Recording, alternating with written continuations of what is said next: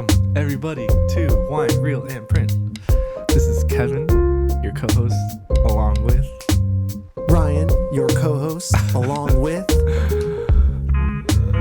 I don't know. This is Greta Gerwig, our guest for today. Oh, Greta, you don't have to say anything yet, Greta. You can just chill. The mic's not even working. We'll fix it. But we don't... Yeah, we'll get a tech Greta's guy time is worth a lot. Oh my God, you're so funny. Thank you. Thank you. Really? You think that about the podcast? You like it that... Okay. Anyway, whatever you say. Really appreciate it. Sweet. So we'll get to Greta later. Yeah. What are we talking about today, Kaveen? Today, we are doing part 2 of the Mumble-corps saga. We're excited to bring 4 films from a lot of the same directors as the previous Mumble-corps episode. Just kind of going down their line in terms of career progression and seeing like how much Mumblecore sticks with these filmmakers. So we have Cyrus from the Duplass Brothers, featuring Jonah Hill and John C. Reilly. Yep, Marissa Tomei as well. Just to throw that in there. Yeah. Thank you. Yeah. I think 2013 or something like that. 2010. I've got the dates here, okay, so perfect. I got your back. Yeah, I'm just riffing. You're riffing. I know for sure we have Frances Ha, 2012 from Noah Baumbach, featuring our guest Greta Gerwig. Did you know it's actually 2011? Nah. I know. I know you've watched it so much. I had to throw it at you. Oh yeah, I'm down. Yeah. Yeah. Kind of like the sequel to Greta's like transition as a actor creative. Yep. This is was it probably wasn't her first Baumbach film, was it? No. Yeah. They had worked together previously and I think 2 other films. Nice, okay.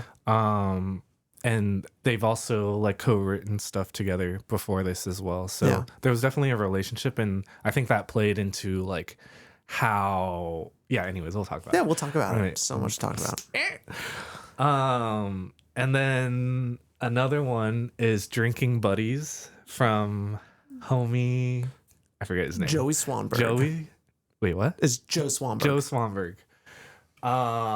Featuring an ensemble cast of people. Yeah, Olivia Wilde, Jake Johnson, Anna Kendrick, Ron Livingston. You even have Ty West in there a little bit, which is a funny thing. Once I saw him, I was like, what the fuck? The director? Yeah, the director, Ty West. Cool. Yeah. Very interesting. Just like I watched Moneyball and there was Spike Jones. Yeah. I was like, what the hell? It's always so weird when that happens. Yeah. But Little guest cameo. yeah, we love that. So Ty West in it as well, briefly. But yeah, that's basically following 4 characters. And we'll get into the summaries of these films. They're like a mix of relationships. Very Swanbergian. Yeah. If there is a phrase. We can. Yeah. And then the last one, I can't remember. Oh, come on. Computer Chess. Yes. By Andrew Bujalski. Yes. Like a black and white-ish film, and very kind of different than the other ones. Oh my God. But this set of 4, this set of 4 is about the evolution. Right. And each one of these directors and teams take a step forward, and it feels like they all do it in different directions. Absolutely. And so you have 4 really great. I mean, we are following literally 4, all the same players. From the first one. Yep. So definitely go check out the first episode if you want to see the timeline of things. Right. But here we are, a few years later. In the Mumblecore timeline. Evolution, yeah. Yeah. What feels right to jump in on? Yeah, so along those lines, to kind of piggyback off of what you're saying, I feel like to sort of label our conversation today, what we're looking at in terms of the progression of Mumblecore within the genre is what I call post-Mumble, post-Mumblecore. The aesthetic, narrative, and conceptual responses to the initial Mumble outbreak, particularly by those closely tied to the original movement. Outbreak is pretty great. Yeah, that's a good Mumble outbreak. Yeah, sounds like measles. Because you look at the history of this, right? That one South by Southwest Film Festival had 3 of these directors like involved in like all premiering at this festival. So it's like literally unorganized like fruition of this thing all happening within the same like festival and same year and stuff. So it definitely feels like a pandemic, if you will, you know, just like spreading really quickly without like any involvement, you know. And new ideas and new filmmaking modes. Well, depends. I guess it's into the modern era. You could look back and we could find Mumblecore like proto Mumble, if you will. But it's also Slacker.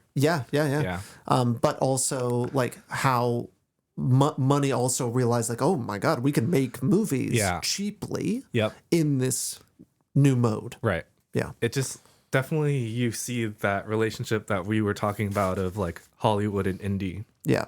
And the part 2 here is like that relationship of like, how do these filmmakers, now they have, you know, like reputation and like a little bit of quote unquote fame. What do they do with that in the next level, you know? Like a lot of these directors get bigger budgets, they get more opportunity. They're on bigger stages now. And you see that in the films, like the evolution of this style too. It's more clean, it's more sharp and like cleaned up, but you still get that like Mumblecore energy and that like spirit, you know what I mean? Yeah. But I think Bujalski's Computer Chess is the most derivative. Or like most out there. It's definitely the most out there, but feels like it and maybe this is just following exactly what you're saying. What they choose to pull from the original Mumblecore is all unique and interesting and still follows a thread. And Bujalski's Computer Chess, I mean, it took the aesthetic, it took the just the downright strange style of these weird actors just kind of like living really. Very, very, very weird movie. But it's just cool to see what the next level of this is and all unique takes. Sure. Absolutely. Yeah.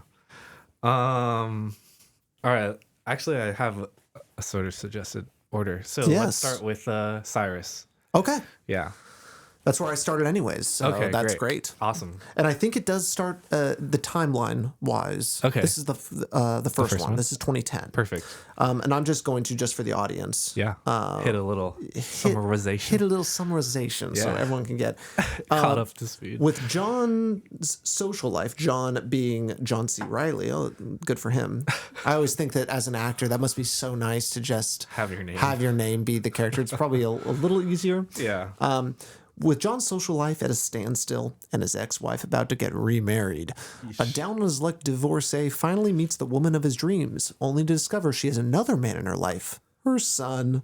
Before long, the two are locked in a battle of wits for the woman they both love, and it appears only one man can be left standing when it's over. So there you go. Yeah, this movie was crazy.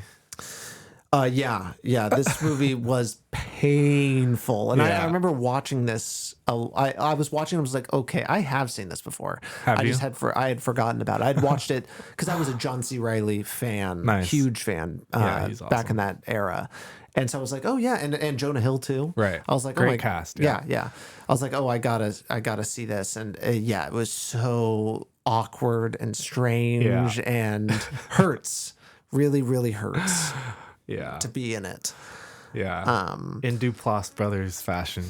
Yeah, it's interesting. So I think with all of these, we should relate it to the original. Yeah, I'm trying to think of the Duplass to me in Puffy Chair was really, well, for one, it was just kind of loose. Yeah. It felt documentarian, which that's what Computer Chess pulls from of the original Mumblecorps, and the original Mumblecorps had a lot of that. Sure. Cyrus does not feel like that at all.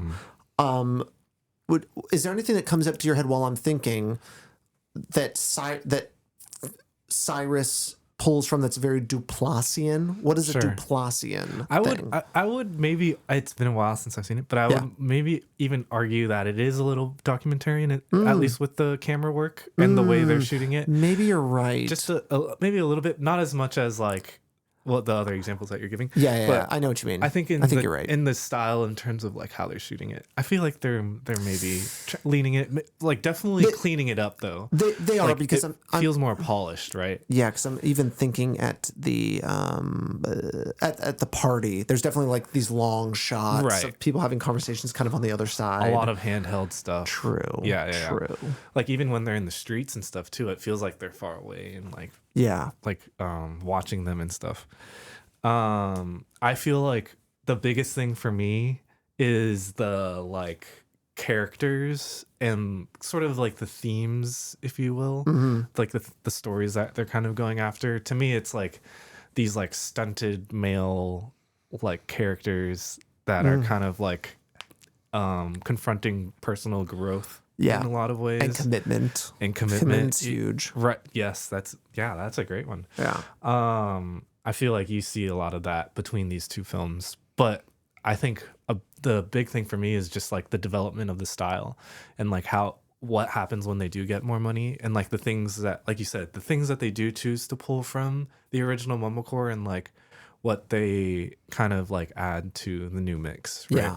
So maybe Duplassian is a little heavier on the character side of things, for sure, and less about the mode. Right. I mean, I still think that they're developing the use of their camera within these sorts of worlds and stuff. Yeah. To fit, the budget level and the characters and stuff like that. They're refining it. Yeah. But it is different. It is clearly like it has chosen to change it up a bit. Right.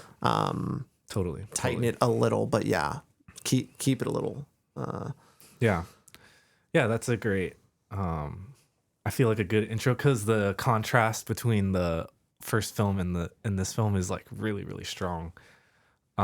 Just by how much the camera is being like honed in, on this new film. Yeah, because I feel like Cyrus is a more watchable like movie.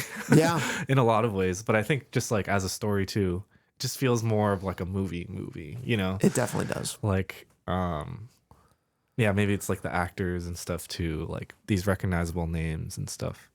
Yeah. I will say that I think out of all of these, Cyrus feels like the most kind of, I hate to say generic, but just like a movie. Right. Like it feels like the other ones all feel like they do something a little bit different. Sure. And this feels more like the Duplass brothers are kind of entering like just kind of like classic movie making. Sure. I don't know. I can see what you mean. Yeah. There's nothing like, they're not trying anything overtly. It didn't feel like that. Stylistically. Yeah. So I feel like a good film to cut against with this one is Drinking Buddies. Yes. Like how, describe the difference between these two films. So Drinking Buddies, Joe Swanberg. I'm just so that we have some context. Here's the brief thing. Hit me. Weekend trips, office parties, late night conversations, drinking on the job, marriage pressure, biological clocks, forcing eye contact a second too long, or holding eye contact a second too long. You know what makes the line between friends and more than friends really blurry? Beer. What a fucking line. I do think that the marketing and everything for this movie is wrong. I felt that way from looking at this poster, which just doesn't feel like the movie at all. In what ways? I don't know. There's just something about it. Like, it felt like there was never a moment where everyone was like this in the movie. I'm showing a photo of them all smiling, drinking beer. Well, Jake Johnson, they obviously shot this at another point because Jake Johnson has a beard the entire movie. Oh, nice. And there's no beard. And there's no beard in the poster. He never once had a beard. I was expecting, after seeing the poster, I'm like, oh, he's going to shave at the end. That's going to be like a big growth moment. Sure. Nope. No. So Drinking Buddies was my favorite out of all of these. Obviously, Francis Ha is an amazing film. Sure, yeah. And exists kind of on a different plane a little bit. But Drinking Buddies felt... It's awesome, yeah. Yeah. And I think Joe Swanberg... Sorry. Yeah, we heard that.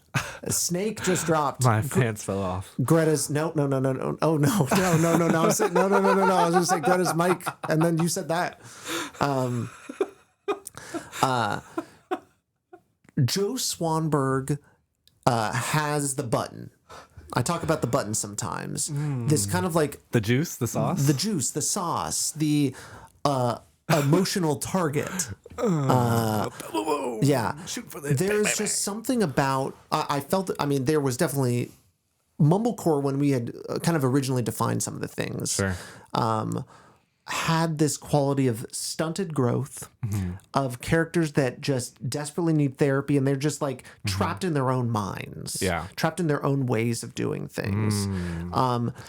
And obviously, was it weekend trips or nights and weekends, and Drinking Buddies. Greta. Yes, thank you. I should have asked you, Greta. I'm so sorry.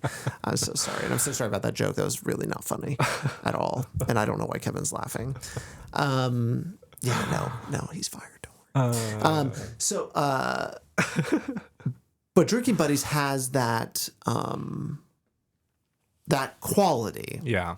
It is the most where I'm just begging for them to talk to each other, right? To just have a conversation. Just have a conversation. Like, why are you acting this way? Right. And that's why this one feels the most pulling from that part of Mumblecore. Yeah. And there was just something like I could relate to so many of the things every character was going through. Sure. It just felt so raw. Yeah. A really excellent acting job all around from everyone. It just felt so real too. Yeah. It definitely felt the most of that. I mean, Computer Chess felt very real, too, in some ways. But it was real in a student film way. Yeah. And then, but this one, it was just, it got me, and I was just really taken aback by.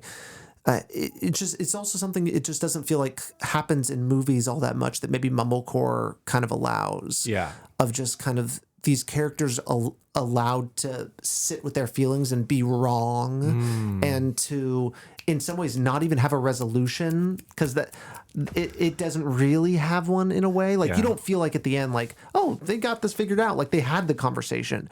No, they had conversations, but they have learned tiny lessons, really small lessons. Right. Puffy Chair, I felt like, was a good example of that too. Right. Of just like, oh God, like you're kind of learning, but you're really, like I still don't really feel like that character's gonna make it all that far happy. Right. 500 Days of Summer, which is a movie we'll talk about soon. Another one of those. Yeah. Annie Hall. Yeah. Oh, yeah. Yeah. So it feels like it pulls from that, but it feels like that kind of grounded Mumblecore style. Yeah. That Swanberg has decided is like his stake in this. He's definitely, when you look at his filmography, he's definitely the guy who's like stayed like tried and true to this method. Yeah. And this like sort of genre, if you will. Which kind of brings me to this point of like another defining our conversation, so to speak. I feel like these two films slide into what I call hyper Mumblecore. Like a traditionalist approach to the 2010s version of Mumblecore as a assertion of the Mumble vibe, except with bigger budgets, bigger name actors, bigger scope, more tools. It kind of becomes this like new American new wave. You know what I mean? Yeah. Like the 21st century American new wave in a lot of ways. Yeah. And I think these two films kind of speak to the evolution of Mumble and like how it becomes more contextualized over time. Yeah. With these filmmakers.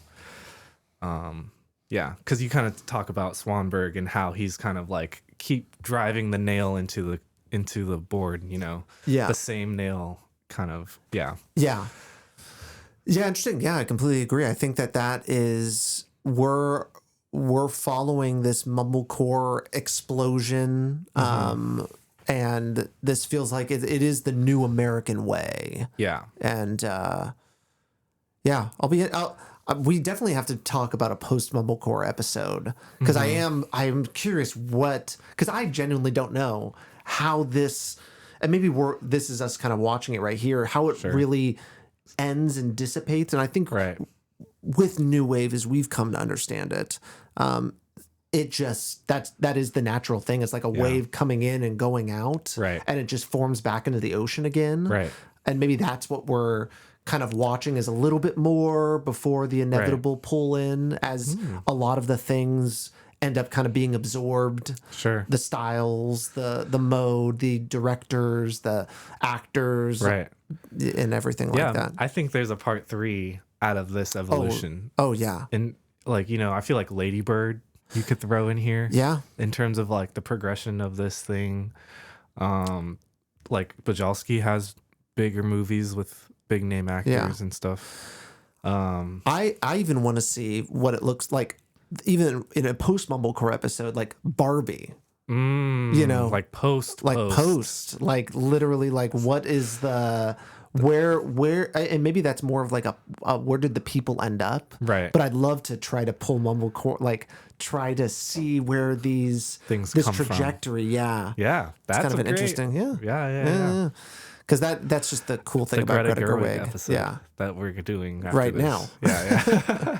Once we get her mic working, we're gonna get it working. Don't worry, Greta.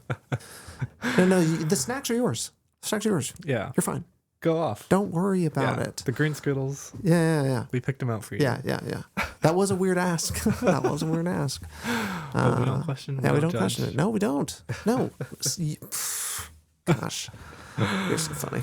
I just want to tell the audience, Greta in person is a blast. And we'll get to it. Yeah. Well, speaking of Greta, we do have her film. Yes. Frances Ha. We'll try to not bring her into this. I know that sucks. We were kind of hoping for that. But Frances Ha, do you want... I can read the... Yeah, go for it. Okay. Frances Ha, an aspiring dancer, moves to New York City and becomes caught up in a whirlwind of flighty, fair-weathered friends, diminishing fortunes, and career setbacks. That feels Mumblecore. Yeah. Like that's actually the kind of synopsis you'd expect from a Mumblecore or a Bergman. Like, I talked about this when we talked about Winter Light, but Winter Light's thing is similar to that. It's just like 3 of these, like, what the hell? It's not like it is the slice of life movie. Right. The and rawness. Yeah. Yeah. Frances Ha, I really want to put Frances Ha on a pedestal because I know it's very important to Kevin. Yeah. Formative, a part of your DNA. Yeah. A movie that we've wanted to talk about for a while. Yeah. Has always been on the list. And I have a number of movies like that too. So I'm really happy we got to do this. And it's cool to talk about it in this context too. Yeah. Because it is so important to the thing. Because it I think is the best use of all the forms. It feels like it's it is the master of of this kind of squad of films, and I think proves in what ways. Well, it feels like like when we're going to do a baseball episode soon with The Fan, Angels in the Outfield, and Moneyball. It's like when you watch Moneyball. And you see like, oh, this is a movie. Right. Like this is an actually like really good movie. Yeah. That has a lot to say and has a lot of things going on. Right. Frances Ha was that and Mumblecore. Right. Because it's this character in the world and it just doesn't feel like she belongs here. Right. And it's almost got this Who Framed Roger Rabbit style thing where we're in like another world and she's just where like Nights and Weekends were 2 bad characters, but Greta's still playing like a similar kind of character. There's a Greta kind of character that kind of comes out, but take away the Joe Swanberg and throw her into like the real world. And these are, I'm really like pushing the boundaries here by saying all these things because it's not that insane, but it makes sense though. Yeah, but it feels like okay, we have this like super energy, you might say, like this crystal that is Greta Gerwig. Right. And you can just tell from like her previous works, like the kind of magic that is there, Right. Katharine Hepburn-esque Right. kind of energy, and that, and Noah Baumbach, and I wish we had seen another Noah Baumbach to kind of talk about to lead up, because I also don't really know a lot of his filmography and style, but I'm guessing Francis Ha is a perfect encapsulation of that. And this was just, I mean, it's just like that perfect storm. Yeah. Yeah. It's just like everything leaning in together. Yeah. Like at the perfect time. Yeah. Yeah. Yeah, I agree. I mean, I definitely learned a lot about Francis Ha, like through this context. Yeah. Like looking at the film through this context, more than like I've seen this movie like 20 plus times. Yeah. And it wasn't until now where I'm like, oh, I'm starting to like understand the mechanisms behind all these things and like why it feels the way it feels, you know? Yeah. And I think a huge part of that is the idea of like Mumblecore being woven into the character, into the story and the style and everything. Yeah, I think you bring up great points of like it being a good movie, but also just mumble at the same time. Why do you watch this movie so much? Well, you know, I think it just speaks, like, it was one of the first experiences, I think, in my life. I'll go as far to say in my life of like watching a film and being like, feeling like I'm watching my own life experience on screen, you know?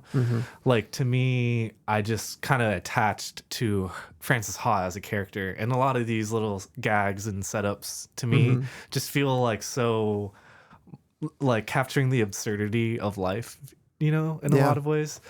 I think being, like, a 20-year-old like aspiring artist in a big city and like kind of fumbling over yourself, like I feel like that's a huge part of my young adulthood.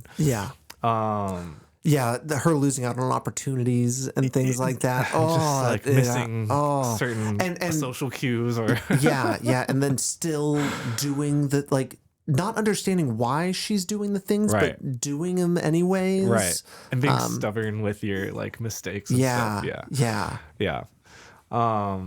So I just love that. And the energy. I think Katharine Hepburn is a great like comparison of like the energy is jumping off the screen, you know?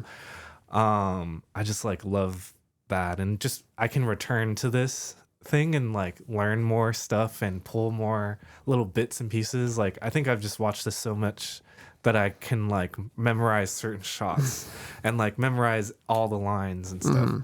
I've definitely run my course with this movie. I feel like I'm getting to that point where I'm it'll be like really looking for something. It'll be really interesting to like take a couple years and then look back at it. If I mean, I don't even think you could do that. I mean, that's a crazy thought. Yeah, I mean, because this is like a movie that I go to when I feel lost or like need to reset, you know, because it's just like it's like a comfort thing at this point. But like, it's interesting when I don't know, the relationship you have with films, especially this one, because like I like this movie when I was younger than Francis Ha, and then like being the same age as her and then older than her now, it's like I definitely feel like this change in the relationship with her and the movie, you know what I mean? So yeah, I feel like that's starting to see that a little bit, like the evolution of that too within like how I view this film. I'm gonna grab the food. Keep that thought. Yeah. Francis Ha, one of the best movies ever, if not the best movie ever. I have something I'm gonna bring up when I come back. Okay, Ryan has a thought. I'm just gonna keep going, filling space, so that we don't have to edit this out, or maybe we do just edit this out and I just say crazy stuff. But I'm just gonna keep going because Francis Ha is awesome, and Noah Baumbach is awesome. Also, one of my favorite directors. I think I've just seen every single one of his movies, but there's like a handful of his movies that I've watched, like all of them. I think I've seen like 5+ times. Marriage Story, Kicking and Screaming, Meyerowitz stories, and then Francis Ha. Like I will repeatedly watch these movies. They remind me of like people in my life. I just love movies that are like realistic. Like they have realism, but they're also very stylized. Finding that balance between form and content, I think, is really fun. And Baumbach, you really see him as an artist grow into himself over time. Same with Greta, you know. This is like Greta's first sort of like people taking her seriously as an artist, it feels like. Not that they didn't before, but I think when we talk about her progression into becoming a director, I think I would presume this movie did a lot in terms of like building her craft and her confidence and just growing into herself as a person. Because I look at Frances Ha and it feels pretty adjacent to like what Greta is like as a person. If you can tell who she is by her interviews and stuff, like Frances Ha is very Greta Gerwig coded, obviously. I hear homie coming back. Were you talking the whole time? I was talking the whole time. Sorry, I also gave the cats some food. Nice. Want to make them happy. Yeah. Keep the cats happy. Yeah. That's what, okay. I remember what I was going to say. Okay, awesome. 1 second. Test. To jump off of what you were saying, I definitely know what you mean about kind of drifting apart from a character a little bit and like growing up. Because something I'm kind of realizing is I'm watching all these movies, and at first they all felt older than me, some of these characters, and now as I'm getting older, I'm like, oh my gosh, this is the old way. Oh, They're not so much me anymore. Right. And now I'm starting to relate to some of the older characters and some of these things where it's like, oh, they're clearly in their 30s, or they've got, I don't have a family besides my wonderful cats. But even just like thinking about, I think the stories of parents and their kids, that's definitely something that is just in the cinematic language and has been in so many things we've seen. Letterboxd. Yeah, it hits so hard now. So it's interesting how age and even like seeing yourself in a movie really matters. Yeah. Like it really does. Yeah. That's why representation in films matters. Like to have, you don't think so? Well, yeah. Well, maybe it's a discussion. Yeah. I mean, I don't necessarily agree with like we need all-female Ghostbusters, for example. Right. like doing it the studio way. But I think I think there's something important of absolutely. It also might be me being a white guy thinking that that's the right way to do it. I think generally that is the idea of like we need representation of like different stories and characters and stuff. Yeah. But I think the way people go about it is maybe the thing I'm like. I agree with that. I agree with that. Yeah. I don't necessarily think we're living in the right way of doing these modes, especially within Hollywood. Oh yeah. Yeah. Oh yeah. And even within indie space, like Hollywood indie adjacent kind of spaces, I feel like. Yeah. Like, it feels corporate-y. Exactly. It's like Target selling Pride shirts and things like that, or Black History Month stuff. It's like, okay, I mean, I get it. If it was in a perfect world, I see. But I know this is for a profit, and this is just because you're making a calculation. Yeah, exactly. Yeah.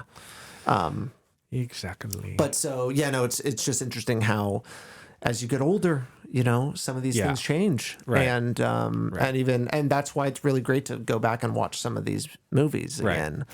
To kind of see what hits. Absolutely. Yeah, and to tie your point into what I was talking about while you were gone, I feel like. When you look at Noah Baumbach's filmography, you see the progression of his maturity throughout life and the things that he's interested in. Because his early films are like centering his friends or like people that he knows like within his circle and stuff. And then his older films are like about aging and like parents, like dealing with parents, like raising a family, going through divorce, like very like 40s, 50s type type of movies. You know what I mean? Yeah. In terms of like age and like representation and stuff. So I think that's always like an interesting thing of like looking at progression too. Yeah. I don't know. The Before trilogy. The Before trilogy. Wow. Yeah. That's a great one too. Yeah. That very clearly follows. I think Ethan Hawke and Richard Linklater are probably very close in age. Yeah. And Julie Delpy too. Right. So and the progression of what each of those movies are about and like what they talk about and everything. Yeah. Yeah, totally. Yeah. It's a great example. So yeah, Francis Ha, greatest movie ever. Check it out. It's black and white. Which is awesome. Shot on digital, like, you know, very young in the industry. It's pretty like formative film within like indie cinema, I want to say too. I would agree with that. Yeah. It feels like when it came out, it was something else. Yeah, right. Because then after this, you get like Nebraska, you get like other black and white indie movies that break out and stuff. So, or maybe a movie like Computer Chess. Computer Chess, yeah, dude. Andrew Bujalski is definitely the most like stylized filmmaker. Yeah, let me read Yeah. the synopsis for you folks. At the American Computer Chess Convention, enthusiasts gather to pit their programs against other computer chess programs and human players in a tournament for a grand prize of $7,500. The movie itself, I think, is supposed to take place in maybe the really early 80s, late 70s. Yeah. Just kind of the beginning of the computer era. Right. Really speaks to this sort of AI movement we're going through now. Yeah. And it does go there at a certain point. Yeah. Like it does like all of a sudden drift very quickly and suddenly into like a fantastical thing. Sentient computers. Yeah. So I think it's the Bujalski way to use non-actors. I think that is that is a tenet of kind of Bujalski style. Yeah. Is a lot of, and I hate to say non-actors, but at least unconventional actors. Right. And I think Tim Heidecker, as a modern filmmaker and artist, he does that same sort of thing. And who's that? From Tim and Eric, it was an old show. It was kind of like started this new, what we've gotten used to it, but it basically created this brand new editing style, comedy style. It's like the birth of alt comedy of our modern era. I see. And he still does a number of things here and there. Nice. But his stuff deals or has that sort of thing. I think, oh my God, Anora director Sean Baker. Like at least his previous movies too, I think Anora's a little more locked down. Sure. But like Florida Project is a perfect example of like, oh, okay, this feels really like we're in it. Now a lot of his movies usually have someone big to anchor the whole thing. This is, you're in it. Like you're in this. you're in Computer Chess. Yeah. You're like, there's no, I've used this term before, but there's no rudderless on this one. It is rudderless.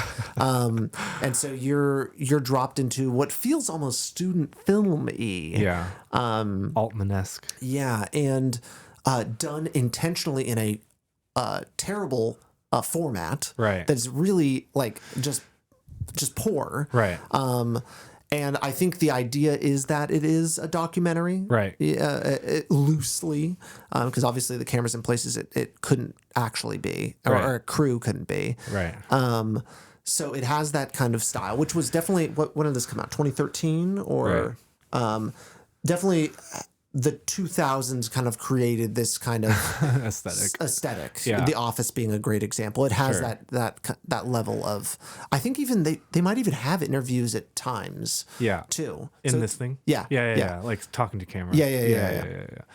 What was I? Yeah. Well, I think it reflects the story too, because the convention that they're at is like very, like, humdrum and like run of the mill. Like it's not very put together. They're like sharing the space with another like yoga thing or whatever. So it's like the whole thing feels shitty, right? Yeah. Or just like poorly put together. from like the actual story elements, but also like the film too. Yeah. But I think it's like leaning into that in a lot of ways. I mean, it actually, if you really think about the production level that went into it. Oh yeah. Like it's higher than Drinking Buddies. Yeah, for sure. It's like way more constructed. It is way more constructed. Yeah, and I mean it's a period piece, so it kind of has to be in some ways. But there was a lot of thought put into this, and the choice to make it that way. Right. I think there's a lot of digital films where it's like, oh, they chose this because it's cheap. Right. This was not that. It was like on purpose. Yeah. Because we also know Bujalski, out of all the Mumblecorps, his have always been on film. On film. Yeah. And I think Mutual Appreciation was like the most beautiful of a lot of the Mumblecorps. Oh my God, it was just unbelievable. Yeah. So it's one of those things, watching the Renaissance painter, go down and make something with crayons. Right. On purpose. Yeah, on purpose. Yeah. And that's why like modern art can be very interesting for some people. I'm one of those people. When you see kind of what you choose to create, when you have all the tools and skills at your disposal. Right. Because like I saw people compare him to like Wes Anderson in this film. And I would even say like a little bit of Kubrick in terms of like cinematography and like framing and stuff. But they're like, I think what people are referring to with the Anderson thing is like, you'll see like a dolly shot, and then you see the track end and the camera shakes. Like it's become sort of meta, like acknowledging the filmmaking process and stuff like that. And I think because it's so highly stylized, you get a lot of that just within like being black and white, it being like this sort of digital thing. Yeah. I think it's so in your face with like how he's presenting this kind of story. Yeah. Yeah. Yeah. There is something to like really being in your face with that. Yeah. Wes Anderson being the obvious example. Right. And then just like, okay, you're accepting it as the world. Yeah. As the world. Yeah. And now we can move on from there. Right. Because like you said, it becomes fantastical to like touch on like what you mean by that. Well, definitely, like I mean, in terms of what felt like a grounded thing and what felt like it was just kind of like personalities kind of getting it. Now there's like there's a blip in the computer. Yeah, it's not working. It's not working, and they're trying to figure it out. And then like in the final scene, it just like I feel like it was just like right at the final scene, like we get the clear thing that the computer is, or I guess there was some conversation about like the agency of the computer and things like that. That was kind of the theme to it, right? Yeah, yeah. Like he is like like answering his things. Yeah, and so it's kind of weird, and it felt like it was maybe just a joke, or it was just like oh, and it would have been fine just as that. But then it committed to it. It's like this is the thing, and so. Because it's like it can't compete against other computers. It has to compete against a human. Yes, that is it. You're right. Yeah. Oh, I didn't even put that together. Actually, I thought it was literally just malfunctioning. No, I think you're right. You're totally right. Yeah. So it really is from the beginning. They're setting that up. Right. I just wasn't. I was a dummy. Hey, you got any dumbs listening? Dummy representation. Yeah. Come out, all you dumbs. They write books for y'all. Yeah. Okay. Right? So, are you talking about For Dummies? Yeah. That one hurt. I don't know why that one hurt. I didn't like that one all that much.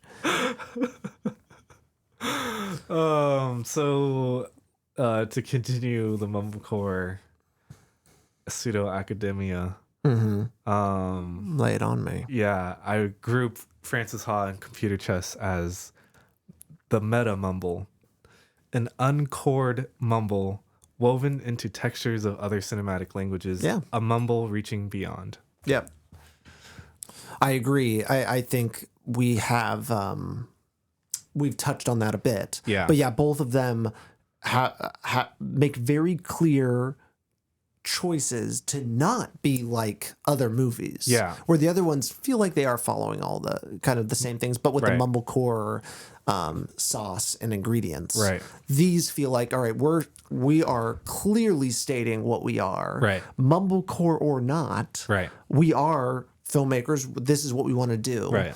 And this is the style. Yeah. So yeah, I agree with that. Yeah.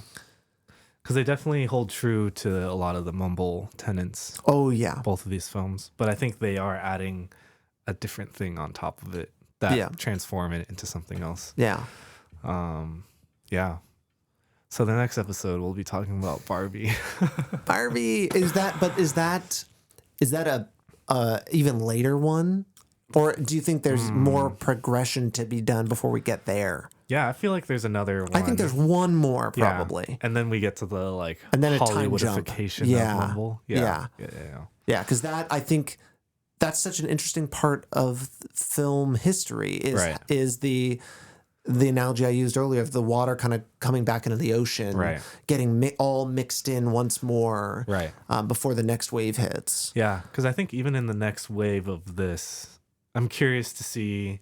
Like, I know the Duplass Brothers stopped making movies like frequently. Yeah. Greta obviously starts directing. Yeah. Like, things start shifting, you know. So yeah, the next one will be pretty cool. Yeah. Yeah. Yeah. Any lasting thoughts for you with this bunch? I mean, I really like Mumblecore. Yeah. I didn't know it before the episode 1 and episode 2. I still feel the same way, though. I'm starting to discover what I like and what I hate to say dislike, but just what speaks to me. More than other things. Sure. And I definitely can appreciate Francis Ha and Drinking Buddies the most, even though they both come from different areas of your theory. Right. But they're doing each, the same. And they each kind of have interesting things to say. I think Francis Ha will be the outlaster. Sure. Of the 4. I see what you mean. And I hope that Drinking Buddies doesn't disappear. It is. I'd be curious how many people have actually seen that movie at all. I think a lot of people have. Yeah, you think? Just because it's like it has more. I think Anna Kendrick, Jake Johnson, True. These names really bring in a different crowd, a different crowd. True. I think. And maybe it's like one of those sleeper kind of like, oh, you just stumbled into movies, like cinema, and not just like, oh, I'm watching an Anna Kendrick movie, like Pitch Perfect or whatever. Yeah, those are perfect for streaming services because they're like, oh, hey, like it's just there. Like I think a lot of people have seen it and probably don't register it as Mumblecore, Yeah. you know? Oh, of course. Yeah. It's just like another movie to them. It's like, oh. Yeah. But I feel like people, I even feel like I've seen this at some point. Yeah. Or like have seen stills on like Instagram or whatever. It just seems like a very recognizable movie. Yeah. Yeah. What about you? Any lasting thoughts? No, I'm just like, this was like a great kind of bunch. I just remember watching all these and feeling like really satisfied. After like every single one hits like really, really strongly, I think, for me. Yeah. And not all of our sets of movies work together. Yeah, exactly. Let's be real. It's very true. And for it to be a sequel too. Yeah. This one still it just felt so natural to talk about and to connect all the dots. Yeah. I mean, this is something we like to go into indie cinema like style. Yeah. Yeah. So that's great. Greta, we're about to end and we didn't get your mic fixed. Well, we'll get you on the next one. Yeah. You want to come say something in the mic? No? Oh, okay. No worries. Yeah, next one. Thanks, Greta. We're going to have a conversation with you after. Yeah. All right? Off mic. Off pod. Well, thanks everyone for watching. Thanks, Greta, for being here. And we'll see you next time. That's a wrap.